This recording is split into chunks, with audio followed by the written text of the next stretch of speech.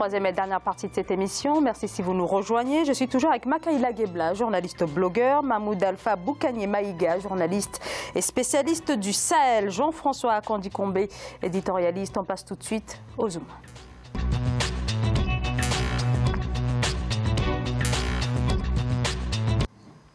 Les épidémies continuent de menacer le Mozambique. Après le passage du cyclone Idaï et plus de 700 morts à la suite de la catastrophe survenue le 14 mars dernier, le pays recense plus de 1000 cas de choléra et le nombre de cas enregistrés ne cesse d'augmenter. Pour faire face à cette épidémie qui sévit désormais dans le centre du pays, 900 doses de vaccins devaient arriver lundi dernier sur le territoire. Gladys Mamba. Le Mozambique reste dans les mois après le passage du cyclone Idaï. Un élan de solidarité s'est organisé pour aider les rescapés. Une soixantaine de travailleurs médicaux chinois est déployée depuis le 25 mars, notamment dans la ville portuaire de Beira, pour porter secours aux survivants de ce drame. Un travail qui a permis jusqu'à présent de désinfecter une superficie de plus de 22 hectares. Notre objectif principal est de réduire la multiplication des micro-organismes pathogènes, des moustiques et des mouches, et de prévenir la reproduction. Pour éviter l'épidémie de maladies contagieuses, un environnement propre et une désinfection sont essentiels. Les problèmes d'alimentation et d'eau potable ont été résolus dans les refuges, mais leur surpopulation favorise la propagation des épidémies. Plus de 1000 cas de choléra ont été détectés dans le centre du pays après le passage de cette dépression. Et un premier décès a été enregistré le 1er avril. C'est une zone densément peuplée avec des ordures et des déchets pourris à l'air libre. Les toilettes ici sont vraiment sales. Nous avons donc fait des efforts particuliers pour désinfecter ces zones. Le cyclone Idaï a frappé le Mozambique, le Zimbabwe et le Malawi dans la nuit du 14 au 15 mars 2019. Cette dépression a causé plus de 700 pertes en vie humaine et laissé plusieurs milliers de personnes dans une détresse totale. Makaïla Gebla, c'est donc une course contre la montre qui s'est engagée là pour les autorités mozambiquaines. Effectivement, Zahra, c'est une situation extrêmement désastreuse quand on voit des milliers de personnes jetées dans la rue affectées par une maladie, l'épidémie de choléra, l'incapacité des autorités locales de proposer des soins alternatifs.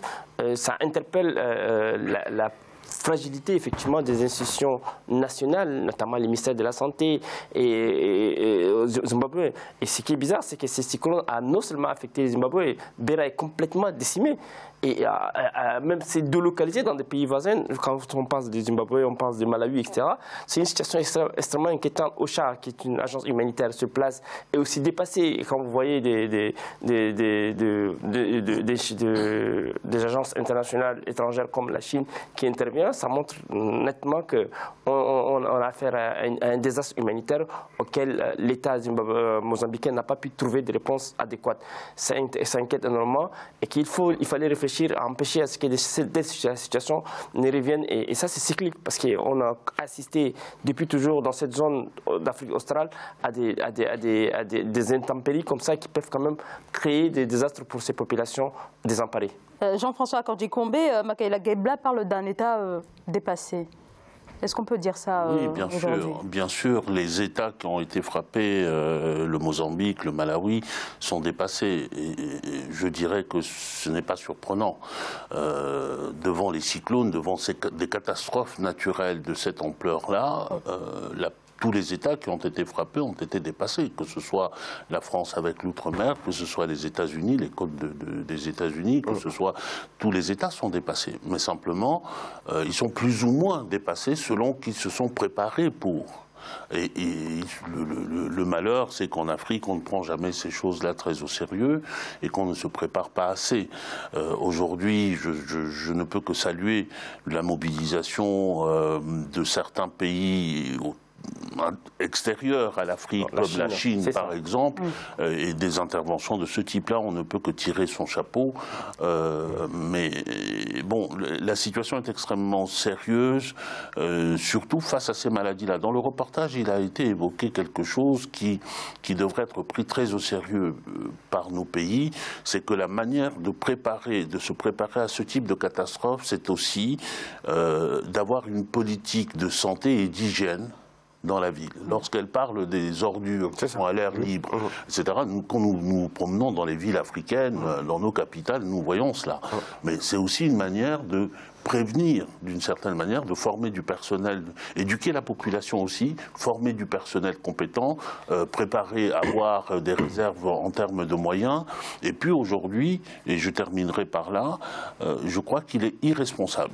Ce cyclone-là, il est cyclique, certes, mais il est de plus en plus, le cycle revient de plus en plus vite à cause du réchauffement climatique, à cause de... Bon, et c'est par là que je veux finir en disant qu'il est irresponsable et presque criminel de la part de responsables africains de se faire dicter leur conduite sur ce point-là, sur cette politique-là et sur l'accord sur le climat par des États étrangers qui n'ont pour intérêt que leurs entreprises, l'exploitation, je parle des États-Unis par exemple, qui est contre l'accord sur le climat parce qu'il est préjudiciable aux entreprises multinationales américaines. Il faut être conséquent. Être conséquent avec soi-même, avec son continent, avec la population, ça va jusque-là, à mon avis. Tout à fait. Je pense que Jean-François évoquait la question écologique, environnementale. L'Afrique n'a pas été... L'Afrique devait être au cœur de préoccupations environnementales. Or, l'accord, que ce soit tous les accords, que ce soit l'accord de Paris en 2015, l'accord de Marrakech, n'ont pas tenu compte des propositions faites par l'Afrique. Et il fallait que les Africains s'approprient également leur agenda environnemental, écologique, pour parer éventuellement à ces genres de situations. Sauf qu'on nous dicte, comme tu l'as dit, et c'est vraiment triste. Monsieur Mahmoud Boukanye Maïga. Je ne peux que m'aligner derrière mes deux confrères là. Je serai très bref. Le problème de nos pays, pas de nos pays, mais de nos gouvernants, de nos gouvernements, décideurs politiques. C'est nos décideurs politiques, c'est la question de la prévoyance. Rien n'est prévu. Rien n'est vu à l'échelle de ce qui peut arriver demain, en termes d'écologie, en termes de nature, en termes d'économie, en termes de quoi que ce soit. Il n'y a pas de prévoyance. Il n'y a pas de prévision, il n'y a pas d'anticipation.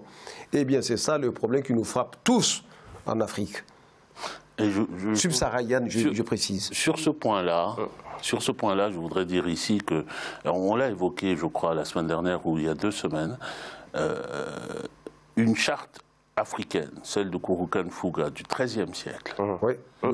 Inscrivez la charte du Mandé, inscrivez la nature parmi les éléments primordiaux à respecter. Ouais. Ce que je veux dire par là, c'est pas seulement anecdotique, c'est pour dire que la protection de l'environnement a été une valeur africaine avant de devenir une valeur mondiale.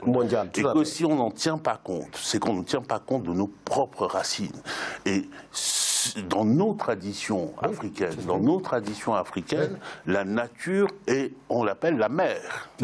Parce que c'est elle qui nourrit, il faut composer avec, il faut s'adapter. Et donc, mon frère, le titre 3 de la charte du Mandé, c'est ça, c'est le titre 3.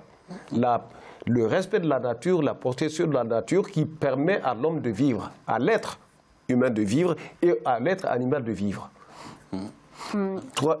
Chapitre 3 de la charte du Mandé, que je me ferai bonheur de t'envoyer. Moi, j'aurais besoin aussi. Merci à vous, Mahmoud Alpha Boukanye Maïga. Makaïla Gebla, toujours sur la situation au Mozambique. Monsieur Maïga évoquait effectivement le manque d'anticipation. Comment expliquer que le continent demeure dans cet état et comment, puisque visiblement il y a un désengagement de la part des États, comment peut s'organiser la population? Tout à fait. Il faut une politique nationale et une politique préventive. Or, que ce soit au niveau écologique, que ce soit au niveau sanitaire. Or, nos États sont certes signataires et ratifient des accords internationaux, sauf que ces accords internationaux ne cadrent pas avec nos réalités endogènes. Il est important que les Africains eux-mêmes prennent leur destin en main et faire en sorte qu'ils appliquent à la règle aussi bien les accords internationaux, aussi bien qu'ils développent une politique nationale pour parer éventuellement à ce genre de situation et éviter des tragédies aussi gravissimes. Malheureusement, on assiste ces derniers temps à beaucoup de situations. Il va y avoir, c'était quand il y avait Ebola qui avait décimé pratiquement prend la RDC, il y a 4 ans, la communauté africaine était impuissante, il a fallu une implication internationale auquel il fallait s'attendre. Du coup, il est important que la communauté africaine prenne en main son destin et fasse en sorte qu'elle puisse répondre à des situations pareilles. Jean-François Kandji-Kombe. Merci. Je voudrais dire juste brièvement que nous, en Afrique, on aime bien compter sur les autres, sur l'aide internationale, sur l'aide humanitaire, sur ceci, sur cela. Mais il y a un exemple d'un pays, le Japon. Le Japon est sur une terre qui est secouée. Ils savent que les séismes sur cette terre-là sont fréquents. Vous avez des tremblements de terre qui vont jusqu'à 6-7 sur l'échelle de Richter. Alors qu'est-ce qu'ils ont fait? Ils ont pris des mesures pour tout ce qu'ils font. Les normes de construction, les normes les systèmes de prévoyance. Lorsque on sait qu'on est naturellement exposé à un risque, c'est une politique de long terme. Bien sûr que ça coûte. Ça va coûter de l'argent, mais il vaut mieux que ça coûte de l'argent plutôt que ça coûte des vies, n'est-ce pas? Zahra, l'aide internationale en soi n'est pas mauvaise, sauf que ces aides internationales sont souvent détournées dans nos pays africains. Elles auraient dû être investies de manière... Constamment, c'est pas souvent. Constamment. Donc du coup, elles auraient dû être injectées dans des secteurs clés, notamment les secteurs agricoles, les secteurs environnementaux, les secteurs industriels, pour faire en sorte qu'on puisse quand même éviter ce genre de chaos. Et sécuriser. Or, effectivement, on tend souvent la main, mais on n'a pas pu développer une politique nationale proportionnelle à continentale. Voilà, à dimension continentale aussi s'il le faut. Donc la question reste quand même préoccupante et d'actualité. Il faut absolument revoir toute notre stratégie de politique nationale. Alors en tout cas, dans la gestion de cette crise, on se dit que heureusement qu'il y a la communauté internationale. Heureusement. Jean-François. Mais nous sommes des agences. Oui. On dit que heureusement qu'il y a des agences des Nations Unies. Des Nations Unies, des agences humanitaires. Et il est normal que ces agences des Nations Unies interviennent en Afrique, parce que c'est leur mission d'ailleurs. Après tout, l'Afrique participe à ces agences-là. Donc c'est leur mission et c'est bien que des États pensent à l'Afrique autrement, à la vie des Africains, plutôt qu'on pense sans seulement à leur portefeuille, comme on le voit la plupart du temps lorsqu'ils viennent investir en matière minière, etc. Mais il est normal qu'on compte sur la solidarité internationale, mais il serait plus normal que l'on compte sur soi d'abord et qu'on ait... Mais sur soi, ça voudrait dire compter sur le gouvernement, mais là, ça n'est pas le cas. Sur le gouvernement, mais il y a aussi des organisations sociales. Mais ce que je veux dire, c'est que la catastrophe dont il s'agit ici, c'est peut-être pas la référence, parce que, comme j'ai commencé par le dire, tout État est dépassé par ça. Tout pays peut être dépassé par ça, mais ça n'empêche pas que les gouvernements doivent avoir des politiques de prévision. De prévision et d'anticipation. Oui. Cela, d'anticipation, je parlais tout à l'heure de la nature des constructions, des normes de construction, des normes en matière d'hygiène, des normes en matière aussi d'installation, de définition des terrains. Et puis pour les populations africaines, il y a aussi une prise de conscience à avoir et des campagnes de sensibilisation à faire. N'allez pas vous installer... Ce n'est pas seulement dans cette zone-là, c'est sur toute la côte africaine. N'allez pas vous installer dans des endroits où on sait qu'à la moindre crise, votre maison va être détruite, votre vie va être en danger. Les zones inconstructibles, nous, en Afrique, on ne connaît pas. C'est même ceux qui ont beaucoup d'argent qui vont aller se mettre là-bas parce que c'est le point le plus haut pour avoir la meilleure vue sur la mer. Mais bon, ça fait partie de tout ça, c'est un ensemble. Les politiques de prévention, ce qui manque le plus. Prévision des catastrophes qui ne vont pas manquer de revenir. Jean-François, ce qui mérite dans cette tragédie, c'est que 3 pays ont été affectés d'un coup, je pense que c'est du 14. Il y a le Mozambique, il y a le Zimbabwe et le Malawi qui étaient des pays voisins. Et ça veut dire que la sous-région est affectée.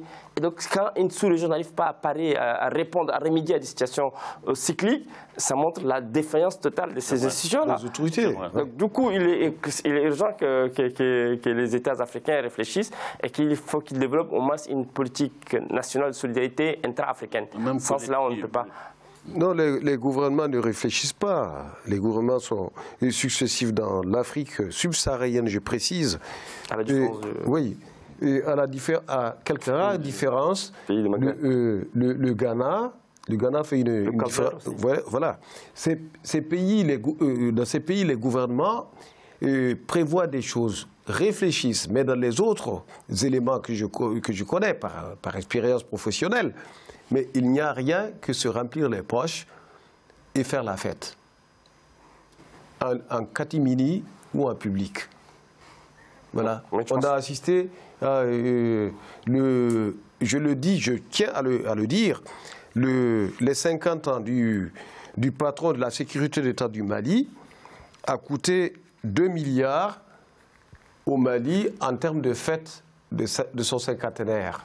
Je le dis, je ne dis pas son prénom. Je voudrais dire aussi. Mais c'est pas sérieux. Peut-être un élément, comme vous évoquiez tout à l'heure, les citoyens. Voilà, c'est connu. C'est pas que sur les réseaux sociaux. Donc vous évoquez la question des détournements. Voilà, des détournements. Jean-François Candicombe, au lieu d'aller aider les pauvres populations qui sont persécutées ici et là, voilà, on fait la fête à ce niveau-là. Nous sommes sensibles à ce qui s'est passé, et puis l'essentiel, c'est le malheur et le dénuement dans lequel se trouvent les populations qui ont été frappées. Je crois que le meilleur service que nous pouvons rendre à nous-mêmes en tant qu'Africains et éventuellement en tant que panafricanistes, c'est de faire acte de solidarité. Il y a des organisations, il y a des organisations pour cela, et la moindre des choses, de se priver d'une tasse de café ou d'un verre de bière. Moi, j'ajouterais qu'il faut penser à une prise de conscience citoyenne et nationale. Une prise de conscience d'abord individuelle et puis collective, qui fait en sorte qu'il y ait des villages, qu'il y ait des structures locales puissent quand même elles-mêmes travailler, faire en sorte qu'elles puissent répondre à des situations aussi, au lieu d'attendre aussi l'État. On sait que nos États ne sont pas des bons gestionnaires, si sérieux, donc il faut absolument compter sur soi-même et s'approprier. Mais cela existe, mon frère, cela existe dans nos villages. Tout à fait. La volonté des villageois est incontestable, indiscutable. Mais l'appui institutionnel est complètement absent. Absolument. Alors, vous l'avez bien précisé tous dans cette partie donc, qui concerne cette épidémie de choléra qui sévit donc au Mozambique. Merci à tous les trois d'avoir participé à cette émission. Merci à vous, Mahmoud Alpha Boukanier Maïga. Je rappelle que vous êtes journaliste spécialiste du Sahel, Makaïla Gebla, journaliste blogueur, et Jean-François Candicombe. Merci beaucoup. Merci beaucoup, Jean-François, éditorialiste d'Africa 24. Et merci à vous, bien sûr, de nous avoir suivis. Merci de votre fidélité. Rendez-vous demain mardi. Très belle soirée. Merci. Merci. Bon.